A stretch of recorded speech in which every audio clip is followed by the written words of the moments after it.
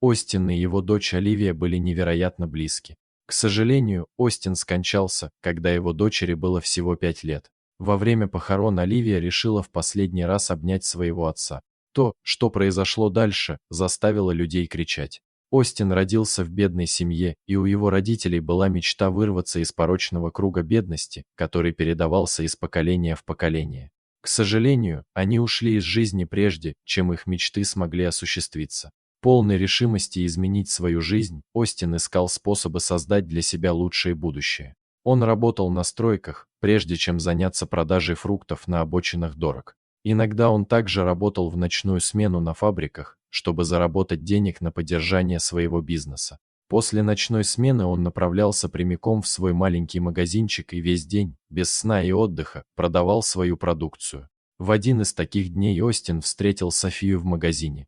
Сначала его поразила ее красивая походка, затем очаровательные глаза и веселая улыбка. София приходила за фруктами каждый день в одно и то же время. Так продолжалось несколько недель, и Остин не успел опомниться, как влюбился в нее. За это время София и Остин быстро стали близкими друзьями, но Остин жаждал большего. Он хотел, чтобы София была в его жизни, и ему хотелось рассказать ей о своих истинных чувствах к ней. Однажды, когда был предсказан сильный шторм, казалось, что судьба подарила ему именно такую возможность. В тот день Остин привез совсем немного фруктов, поэтому ему пришлось извиняться перед покупателями, которые пришли после того, как все было распродано. Однако он оставил любимые яблоки Софии в стороне, надеясь, что она появится. Должно быть, это был его счастливый день, потому что она пришла буквально через несколько минут. Когда Остин подавал яблоки, внезапно начался дождь. Мужчина был в панике, потому что ему пришлось быстро собрать все прилавки, пока дождь все не испортил. С деньгами у него было туго, так что любые незапланированные траты в данный момент были недоступны.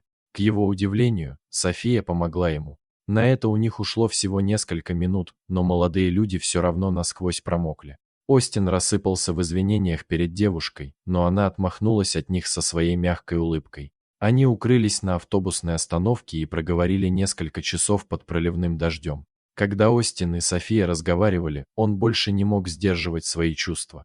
В конце концов он признался, что любит ее и хочет, чтобы она была в его жизни. София на мгновение замолчала, охваченная эмоциями. Затем с теплой улыбкой на лице она спросила: «Почему ты так долго?» Я мечтала об этом моменте. После этих слов, произнесенных между ними, их отношения вскоре переросли во что-то прекрасное. В большинстве случаев София присоединялась к Остину на улице, чтобы продать фрукты. Их любовь была прекрасна, и это привлекало покупателей в их небольшой ресторанный бизнес. Вскоре появилась хорошая прибыль, и через несколько месяцев Остин смог открыть небольшой магазин. Он считал Софию своим талисманом, и его любовь к ней стала еще сильнее. По мере того, как бизнес Остина стремительно рос, его отношения с Софией развивались еще быстрее. У влюбленных было предчувствие, что они проведут вместе совсем немного времени. Всего через 6 месяцев они стали жить вместе и через 4 месяца поженились. Пара очень хотела создать семью, но, несмотря на все их усилия, они не смогли зачать ребенка. София была обеспокоена. Часто она не спала всю ночь и плакала. Остин просыпался, глубоко вздыхал и уверял ее, что когда-нибудь у них будут собственные дети. 2 года спустя София забеременела. Пара была вне себя от радости. Беременность Софии протекала гладко, и в положенный срок у счастливой пары родилась девочка, которую они назвали Оливия. Девочка была прекрасна. У нее были мечтательные глаза матери и изогнутые брови отца. Родителям Оливии потребовалось всего несколько лет, чтобы понять, что их дочь гений. К 3 годам она уже умела хорошо читать, и у нее были сильные математические способности. Их семья была отличной командой. Они все делали вместе и были по-настоящему счастливы. К сожалению, эта радость была недолгой. На 5-й день рождения Оливии произошел ужасный инцидент. Семья играла в игры в помещении, когда Остин внезапно потерял сознание. Оливия отчаянно прижалась к нему и начала кричать: «Папа, проснись!». К счастью, через несколько минут Остин пришел в себя. София объяснила обморок стрессом и предположила, что это больше не повторится. Но всего неделю спустя Остин снова потерял сознание. После этих пугающих эпизодов супруги отправились в больницу, чтобы Остин мог пройти обследование. Там они узнали, что он умирает. У бедного Остина была диагностирована неизлечимая болезнь, и его немедленно взяли под наблюдение врачей. С каждым днем состояние Остина неуклонно ухудшалось. София скрыла это от Оливии и сказала ей, что папу нужно срочно доставить в больницу по каким-то особым причинам. Несмотря на свой юный возраст, Оливия чувствовала, что ее отец болен. В конце концов, она часто навещала его в больнице вместе с матерью и сразу почувствовала, что что-то не так. Маленькую Оливию расстраивали попытки матери скрыть от нее правду. Однажды днем, когда София кормила Остина в больничной палате, Оливия внезапно взяла отца за руки и с ноткой страха в голосе спросила: «Папа, ты умираешь?» София недоверчиво уставилась на маленькую девочку. Однако Остин остановил ее и со слезами на глазах сказал: «Да, доченька, папа больше не может быть с тобой». В ответ Оливия поцеловала своего отца. Затем она взяла его за руки, положила их себе на грудь и сказала: «Папа, ты всегда будешь со мной, прямо здесь, в моем сердце». После этого случая София стала каждый день привозить Оливию навестить своего отца. В присутствии дочери Остин, казалось, обрел новое ощущение жизни. Однако его здоровье продолжало стремительно ухудшаться. Несмотря на эту душераздирающую ситуацию, Оливия оставалась сильной и мужественно сдерживала слезы всякий раз, когда у ее отца случались припадки. Довольно скоро всем стало ясно, что у Остина осталось не так уж много времени. София отказывалась признавать, что ее муж не будет бороться за свою жизнь. «Почему ты решил уйти от нас?» — спросила София со слезами на глазах, увидев своего мужа, безжизненно лежащего на больничной койке.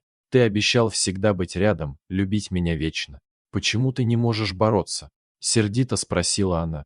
Остин, собрав последние силы, притянул ее к себе, обнял и сказал, что ему очень жаль. Но София выскользнула из его объятий и выбежала, заливаясь слезами, застилавшими ей глаза. После ухода Софии Оливия провела весь день со своим отцом, никому не разрешая входить в его комнату. Она крепко обняла отца, и они оба заплакали. В глубине души они попрощались. Остин мирно скончался во сне. На следующий день, когда София узнала о смерти своего мужа, она была безутешна. Ее переполняли сожаления, и она злилась на себя. Она пожалела, что не попрощалась с ним как следует и не пообещала, что никогда не перестанет любить его и не выйдет замуж за другого мужчину. Оливия, с другой стороны, чувствовала себя умиротворенной. Все эти прекрасные разговоры, которые она вела с отцом, помогли ей обрести душевное равновесие. София не переставала плакать даже на его похоронах. Оливия была печальна, но глаза ее были сухими. Перед тем, как опустить гроб с телом Остина, Оливия почувствовала желание обнять своего любимого отца. В последний раз она спросила свою мать, можно ли ей обнять отца в гробу, и женщина согласилась, не видя в этом ничего плохого. Все с жалостью наблюдали, как Оливия обнимала отца несколько минут, которые показались ей вечностью. Слезы текли по щекам маленькой девочки и намочили погребальную одежду ее отца. Оливия шептала отцу на ухо нежные слова, а затем в последний раз поцеловала его в лоб. И в этот момент произошло нечто совершенно шокирующее. На кладбище внезапно прилетел голубь и сел Остину на грудь. Голубь слегка клюнул Оливию, и ее губы растянулись в улыбке. В то время как взрослые тряслись от страха, даже София была немного встревожена, не зная, что с этим делать. Оливия знала, что голуби олицетворяют мир и любовь, поэтому она восприняла это редкое явление как способ ее отца в последний раз показать свою любовь к ней. Много лет спустя Оливия рассказала своим детям и внукам о невероятной любви, которая связывала ее с отцом. Дети и внуки Оливии также верили, что присутствие голубя символизирует любовь, которую Оливия испытывала к своему отцу. Дорогие зрители, что вы думаете об этой истории? Поделитесь своими мыслями в комментариях. А если вам понравилось это видео, то ставьте лайк и подписывайтесь на наш канал. До свидания.